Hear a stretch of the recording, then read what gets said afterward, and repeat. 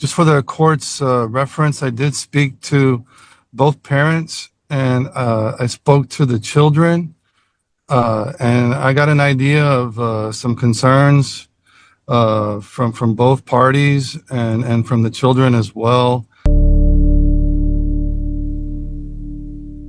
I have Ms. Cáceres representing Ms. Rodriguez.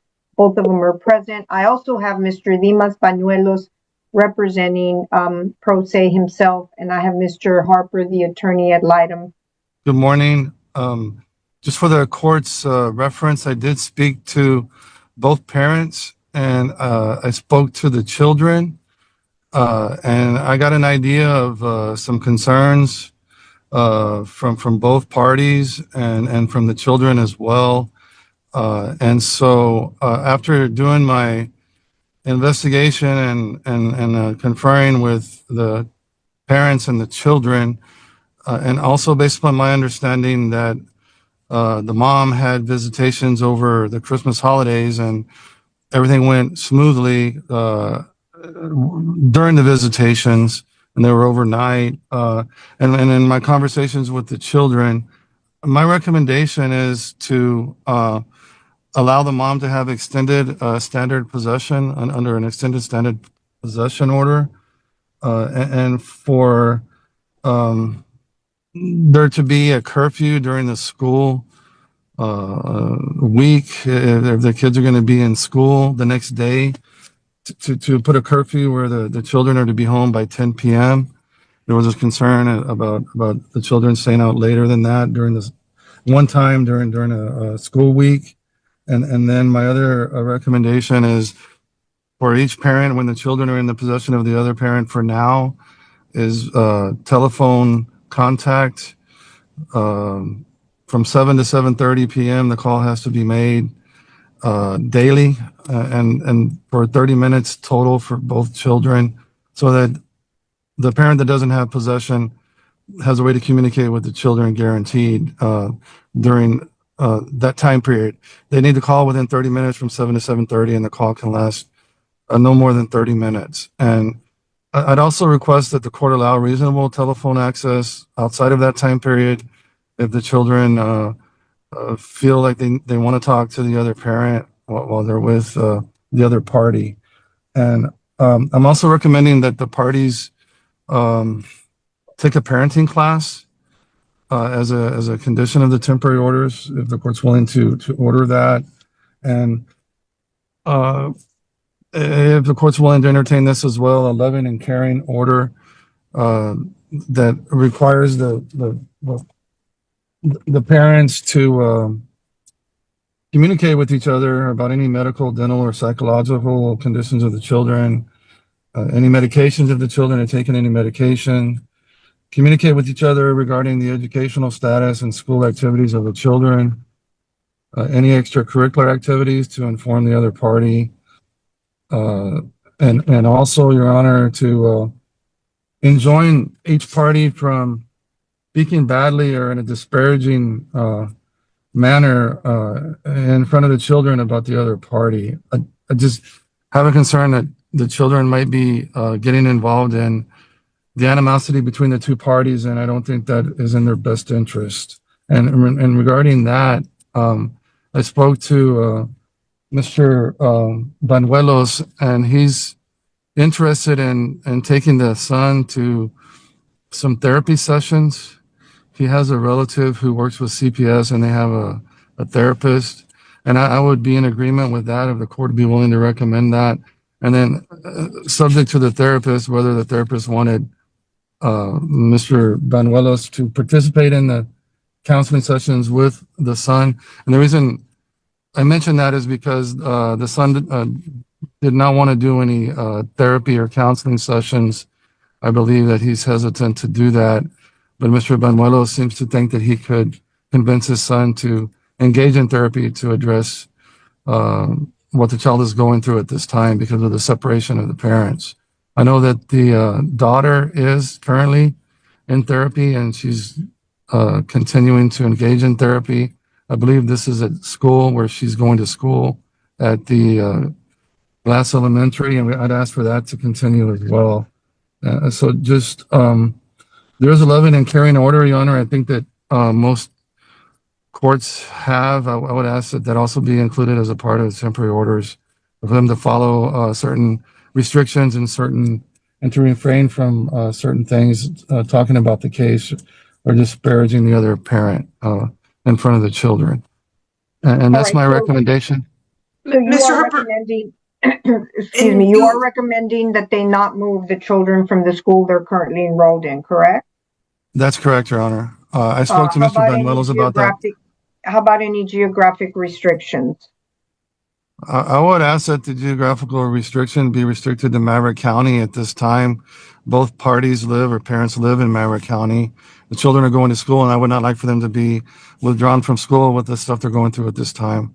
I would ask that there be a restriction to Maverick County. Right. Any questions, Ms. Cáceres? You have yes, him. Mr. Harper, you had said joint managing conservators and for temporary orders not to appoint a primary conservator? At this time, I think so, to see how the visitations are going to progress. And that's why I'm recommending also, Your Honor, I'm in agreement with temporary orders so that the court can correct any issues that might come up prior to issuing a final order And then regarding the children.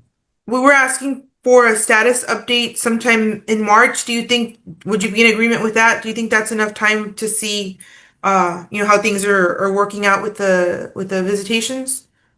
I think that would be appropriate. And if anything comes up, the parties know how to get a hold of me and the children. So I'll be available, but I don't want it to be any further down than March. I think that would be enough time to evaluate how the visitations are progressing or how they're doing. What about the exchange of the children? I would recommend that the exchange occur. I know that I believe, if I'm correct, right now it's occurring at the police department. Can it be done at like a McDonald's or something outside of law enforcement? It just seems like it might scare the children to think that, they're one of the parents. It just, to me, if it could be in a public place. But I understand the visitations are occurring at the police department, I believe. And that's fine, Mr. Harper, because they are old enough to know or have a meaning of the police department, so the court doesn't have a problem with a public venue. Yeah. Which McDonald's would be closer to both of y'all, Valerie? The one on Main, the one on Veteran? The one on Main in front of HEB. Does that work for you, Mr. Bañuelos? Yes, ma'am. Okay.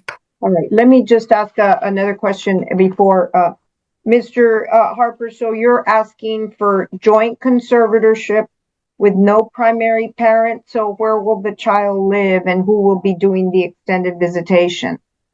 Well, at this time, Your Honor, the children are going to be residing with Mr. Banuelos, and I am recommending a possession order for the mom.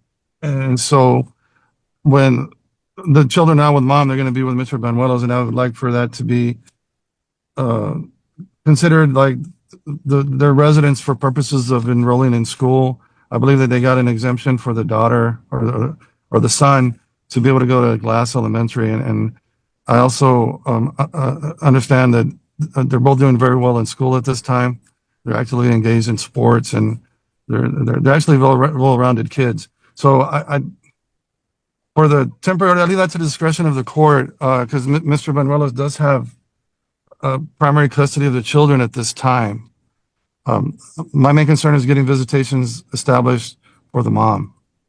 Judge, I'd like to clarify that all of both the parties and the children lived at that address, and then the parents separated, got back together, separated, got back together, and ultimately my client is the one that moved out. So it's not necessarily that Mr. Bañuelos is the primary parent. It's just that's where the children's home was, and my client is the one that had to start over.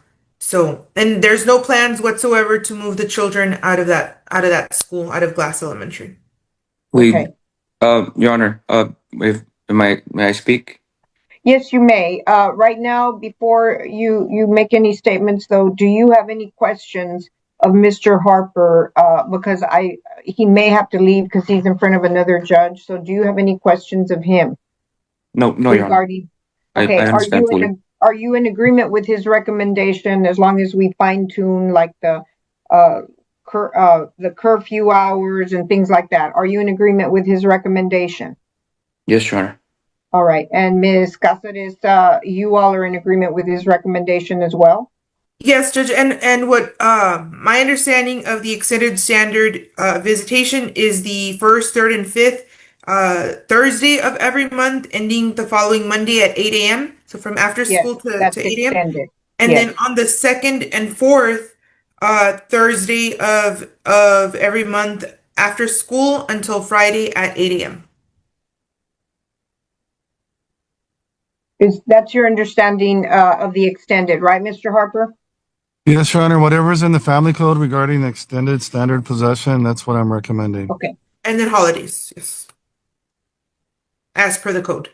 all right. We'll be back before then, though. We'll be back in March. Probably the only one we have to look for is spring break, but we'll get into that. Mr. Harper, anything else to add to that? But it seems like both parties are in agreement with your recommendation. The You last are, thing to add, Judge, is for each party to deposit $250 for the towards the ad litem fees within 5 business days. it'll be granted. Thank you, And Honor. Mr. Harper, and by deposit, you mean in the registry of the court or to just deliver it to Mr. Harper's? Delivered to Mr. Harper. Okay. And your address, Mr. Harper, just to make sure it's in the order. It's 2149 Del Rio Boulevard, and it's Suite 201A, and it's Eagle Pass, Okay. Texas, 78852. Thank you. Yes, Your Honor, and thank you very much for that. Yeah, you Your are Honor, excused, Mr. Harper. Thank you, Your Judge. Have a great day. Question. Mr. Harper, hold on. One second. Okay. Mr. Harper, there's no, right now, we're not doing any kind of child support or medical support at this time. I would say to hold off on that until March and see where we're at. That's what my How is the recommendation child is. insured, Mr. Bañuelos? Do they have government insurance? Yes, Your Honor. They are currently on Medicaid. My client that- applied for Medicaid for them, Judge. So if the court were to order any reimbursement, I would ask for it to be $25 each Yeah, reimbursement. why don't we just, in the order, we're gonna put, government insurance and then to be paid, $25. But because we're not doing a primary parent, I don't know who, but Miss Rodriguez will have a $25 payment. Judge, Because actually, Mr. Bañuelos earns a lot more money than Miss Bañuelos. That's why than Miss Rodriguez. That's why I would request that it be 50-50. And she's That's actually the fine. one who applied so for it's $25 each. Your Honor, I don't make more than she does. Okay, well, I can't hear evidence yet because we're not going to hear evidence on financing, but I don't see anything unreasonable for the state of Texas to be reimbursed their government insurance. So to be as fair as I can, Mr. Bañuelos, $25 by each of you. Yes, Your Honor. Okay, $25. So it's a cash medical of $50, but the order, Ms. Urubaso, is going to have to say 25 by each, beginning February 1st. All right, guys, buckle up, because this case wastes no time pulling us straight into the tension. The judge opens by confirming all parties are present, setting a serious courtroom tone immediately. We learn the children themselves have already been interviewed, which raises the stakes instantly. This isn't just legal back and forth, real lives are already influencing the outcome. The court-appointed representative signals that recommendations are coming, not questions. That tells us the groundwork is already laid behind the scenes. Parents aren't arguing yet, but pressure is building quietly. This short moment sets authority, credibility, and urgency in one breath. You can feel that decisions affecting custody are moments away. I don't know that we can do that, but we'll try. All right. Thank you, Mr. Harper. Thank you, Your Honor. May I be excused? Yes, you may. Have a good day. Thank you. All right. Mr. Bañuelos and Ms. Rodriguez, let's clean up a little bit of it. Apparently what he was recommending just right now temporarily for the next 45 to 60 days is that Ms. Rodriguez is going to have extended visitation. Under the family code, what that means is on the first, third, and fifth weekend of every month, she gets to see them beginning Thursday. She can pick them up Thursday at school and then return them Monday at school. And that's every other weekend, the first, third, and fifth. On the even weeks, on the second and fourth weeks of the month, it's only on Thursday, and then she returns them that day. Yes, Your Honor. All right. So because there's an extended visitation and Ms. Rodriguez is going to have them a substantial amount of each week, the court is not setting child support at this time. The only obligation is going to be the medical, and it'll be borne by each party, $25 each for a total of $50 a month. And then there is going to be a telephonic conference that's going to be allowed anytime between 7 to 7:30. And is this going to be daily, Ms. Casares? I'm not a daily, and it's going to be by the person that doesn't have possession of the child. So for instance, Ms. Rodriguez, when you don't have possession of the child, you'll get to talk to the children for 30 minutes on FaceTime or whatever device, as long as you initiate the call anytime between 7 and 7:30. And each telephonic conference or FaceTime will be 30 minutes. And then when you have the children on those days, the first, third, and fifth weekend, Ms. Rodriguez, Mr. Bañuelos will get the same visitation. Anytime between 7 and 7:30, Mr. Bañuelos, you will initiate the device that you're going to be using. Each parent is going to be obligated to download the app Close, because that way you can communicate about any kind of visitation, or if you're not going to be able to go or whatever. Just use the app Close app. We are going to put in the order, and Ms. Cáceres, you may have to prepare it because it's temporary orders. There is a temporary injunction. Each party is being ordered to refrain, or they are enjoined from saying any disparaging remarks against the other parent. They are not to talk to the children about the case. Visitation, pickup, and drop off is going to be the McDonald's on Main Street. That's where you're going to pick up and drop off the children at the beginning of each visit and at the end. I believe the children are 11 and 9 years old. Yes, Your Honor. Okay. And so we're going to grant the extended visitation. Mr. Bañuelos, what I'll do is what he mentioned about the therapist. At this time, that's what he was recommending, but he took that lead from you because, and he only mentioned your son, Dimas. So it seems like maybe you were going to try to encourage and set that up so that Dimas could have some sort of a therapist visitation. Yes, Judge, because mom had already initiated the counseling, the therapy sessions for the daughter. So now, Okay, so he'll do the son. And then there is a geographical restriction. Neither one of you will be able to move out of Maverick County or where you all reside right now. The temporary injunction will also enjoin you from removing them from the schools that they're enrolled in. Alright, guys, this is where the courtroom energy shifts and the real friction surfaces. The father challenges the curfew, citing late-night sports and packed schedules. It's a classic clash between structure and real-life parenting realities. The judge listens, probes, and doesn't rush the response. Then comes the pivot. Rules stay, but flexibility is carved out carefully. Sports, practices, and responsibilities become exceptions, not loopholes. This moment shows how courts balance discipline with practicality. You see authority asserted without dismissing. Each party is obligated to pay $250 towards Mr. Harper's, and you can drop that off. The order will reflect his address. You can drop it off at his address at 2149 Del Rio Boulevard, Suite 201A. And I don't know if there was anything else that I missed other than a trial date. Just the curfew, Your Honor. The And the Oh, curfew. parenting that's right, the class. curfew. I think that a 6 o'clock curfew, well, no, because there are 9 and 11. I think 8 o'clock is a good curfew. Your Honor, so Dimas, he's currently playing two sports right now, and a lot of his games actually are at 8 p.m. for basketball. You know, and then he's about to start baseball as well, so they do have late games. Okay, what other sports is he in besides basketball?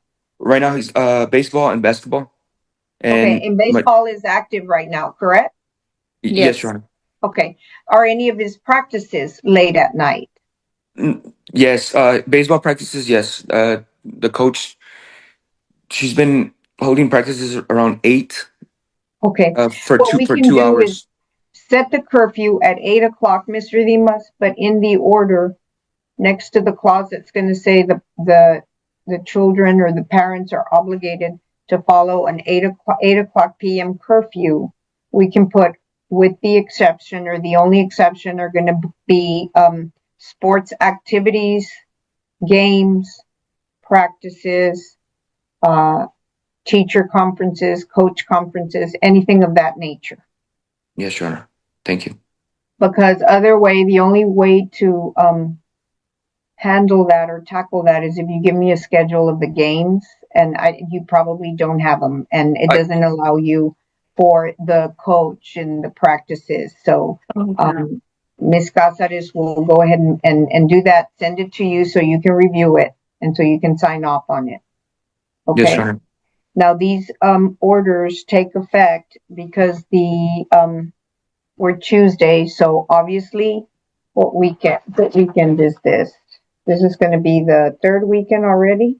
Hold on. Yes. Yeah. I do have a question as well on the curfews. Is that only on school days or weekends as well? School days is what Mr. Harper had recommended. Yeah, I think you all need some downtime in case you want to take them to a movie or to dinner or anything like that. So the only thing that I can recommend is that is left totally up to the parent. Obviously, when we come back for the final trial, if the court is receiving evidence, it will be admitted.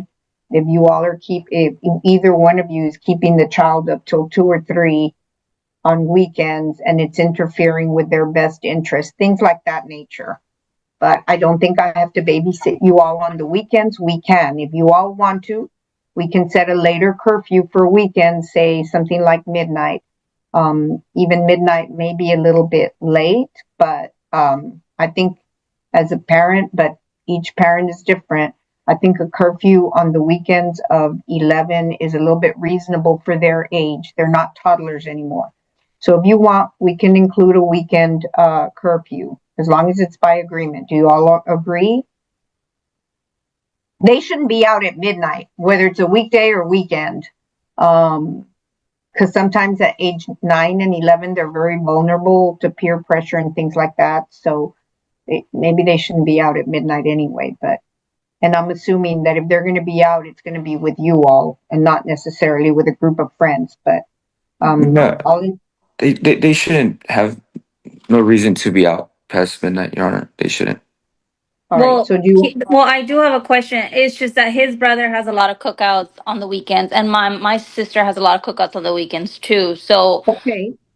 I'm fine with them being out. If it's a family gathering or a kids Right. party, No, I understand that. But do you want to put an hour, 11 or 12? We can put it in there. Otherwise, it's going to be left up to your discretion. I don't feel the need to do a curfew for Put the in an hour. weekend on him. I don't. All right. Then we'll just include the curfew for weekdays. Judge, what about the parenting class and the loving and caring order? The loving and caring order is granted. The parenting classes, do you all have anybody there that will do it, or are you all talking about online courses? And that's always a good thing to do. And if it's online, it's not going to be much of a challenge by either party. So we'll include Each party is obligated to enroll and attend parenting classes. I will leave it up to their discretion whether it's online or a uh, actual in-person parenting class, depending in that whatever they have in that county. Okay. Okay. I think And that's what it. I'm recommending is that they enroll in parenting classes within the next 15 days. So that way, we can have some progress when we come back in March, or if the therapist or the counselor for the parenting class needs to show up and testify, they have enough to work with. So, Ms. Cáceres, if you will prepare the order submitted to Mr. Bañuelos for his signature. If you have trouble getting him to sign it, then just file it with the court with a statement saying that you have presented it and he has not responded. But I don't think we're going to have a problem. Both parties seem to be cooperating. And then these are temporary orders. Ms. Urubaso, any suggestions? I don't think you all need to prepare them. It'll be Ms. Cáceres unless you want to prepare them with all these details. I'll defer to Miss Cáceres and her professionalism. I can work on it today, Your Honor. Okay. All right. Any other questions, Mr. Bañuelos or Ms. Rodriguez? No, All Your right. Honor. Temporary orders as read into the record will be granted. And then you need a follow-up date, correct? You wanted like sometime in March? Yes, Judge. We can do March the 24th. March 24th. If that's available to everybody. Yes, I'll double check with Mr. Harper, but I'm available on that day. All right. If he has trouble on that date because he has a trial or something, we can change it. Just we can do like a Rule 11 agreement between the parties or something. Or we log on the 24th and announce that he needed another scheduled date. Okay. All right. You are excused. Thank you, Mr. Bañuelos and Ms. Rodriguez and Ms. Cáceres. You are excused. Thank you, Your Honor. Thank you. Bye-bye.